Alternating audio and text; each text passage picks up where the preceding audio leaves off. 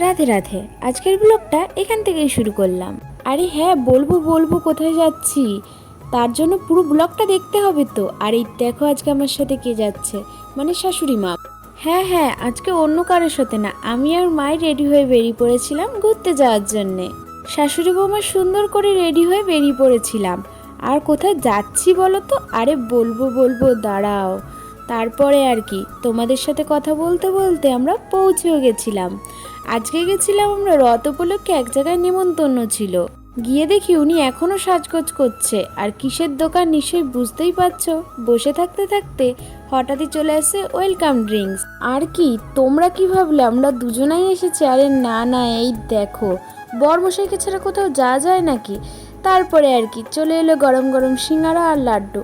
খাওয়া দাওয়া করে একটু শাড়ি দেখে নিচ্ছিলাম। মার জন্য একটা শাড়ি নেবে বলছিল, আর আমি একটা কুর্তি নেব দেখে একটু কুর্তিও দেখে এলাম। আমার জন্য আর কিছু নিই না, মার জন্য একটা শাড়ি আর আমাদেরকে সুন্দর একটা প্যাকেট দিয়ে দেয়। আমরা চলে আসি বাড়ি। তো আজকের ব্লগটা এতটাই। টাটা। কেমন লাগলো অবশ্যই কমেন্ট করে জানাবে কিন্তু।